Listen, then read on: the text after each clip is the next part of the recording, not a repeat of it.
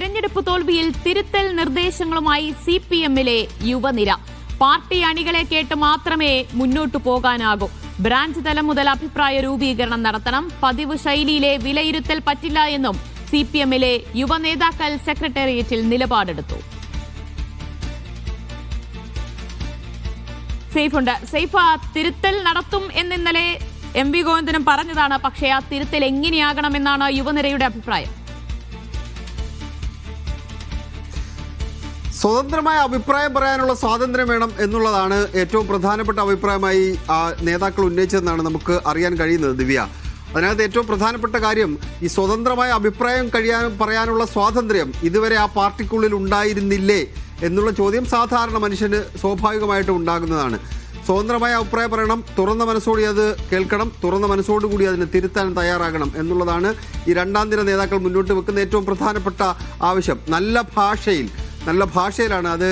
ഞാനിപ്പോൾ പറഞ്ഞ വാക്കുകളല്ല, കുറച്ചുകൂടെ നല്ല ഭാഷയിലുള്ള വിമർശന സ്വഭാവമാണ് സെക്രട്ടേറിയറ്റിൽ ഇന്നലെ കാണാൻ കഴിഞ്ഞത്. രാത്രി 11:15 വരെ സംസ്ഥാന സെക്രട്ടേറിയറ്റ് യോഗം നീണ്ടു നിന്നിരുന്നു. അവർ ഉന്നയിക്കുന്ന ഏറ്റവും പ്രധാനപ്പെട്ട കാര്യം, സാധാരണഗതിയിൽ CPM-ൽ നടക്കുന്നൊരു രീതിയുണ്ട്. തെരഞ്ഞെടുപ്പ് തോൽവി ഉണ്ടാകുമ്പോൾ ജില്ലാ കമ്മിറ്റികളുടെ റിപ്പോർട്ടുകൾ പരിശോധിച്ച് തെരഞ്ഞെടുപ്പിൽ ഞങ്ങൾ ഇങ്ങനെയാണ് തോറ്റത് എന്ന് പറഞ്ഞുകൊണ്ട് റിപ്പോർട്ട് തയ്യാറാക്കും. അത് കീഴ്ഘടകങ്ങളിലേക്ക് റിപ്പോർട്ട് ചെയ്ത് അവർക്ക് പറയാനുള്ള കാര്യങ്ങൾ കേൾക്കും. അതാണ് അതിൻ്റെ ഒരു സംഘടനാ രീതി. ആ സംഘടനാ രീതി പോരാ ഇത്തവണ.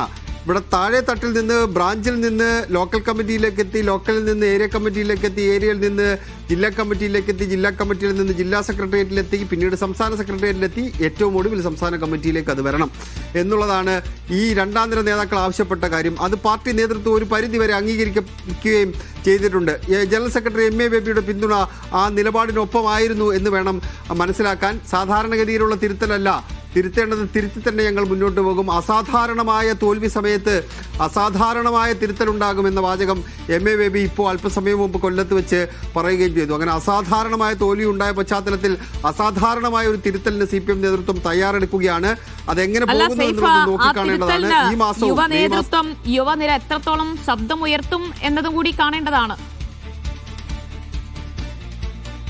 അതെ ദിവ്യ, ഇതുവരെ അങ്ങനെ യുവ നേതൃത്വം അങ്ങനെ ശബ്ദമുയർത്തി നമ്മളെവിടെയും കേട്ടിട്ടില്ല. പക്ഷെ അവർ ശബ്ദമുയർത്താൻ വേണ്ടി തയ്യാറാണ് എന്ന് പറയാനുള്ള കാരണം, ഈ തോൽവിയെ വെറുതെ ഇനി എന്തെങ്കിലും പറഞ്ഞ് ന്യായീകരിക്കാൻ വേണ്ടി ശതമാനക്കണക്ക് പറഞ്ഞാണ് CPM സാധാരണഗതിയിൽ എന്നെ ന്യായീകരിക്കുക.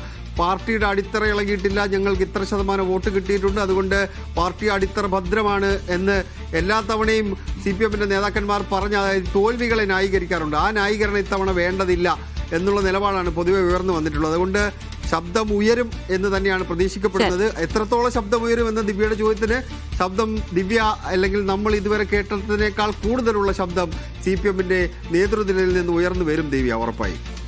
എന്തായാലും അത് കാത്തിരുന്ന് കാണാം. എന്തായാലും തെരഞ്ഞെടുപ്പ് തോൽവിയിൽ തിരുത്തൽ നിർദ്ദേശങ്ങൾ മുന്നോട്ട് വയ്ക്കുകയാണ് CPM-ലെ യുവനിര. അത് പാർട്ടി അണികളെ കേട്ട് മാത്രമേ മുന്നോട്ടു പോകാൻ കഴിയൂ.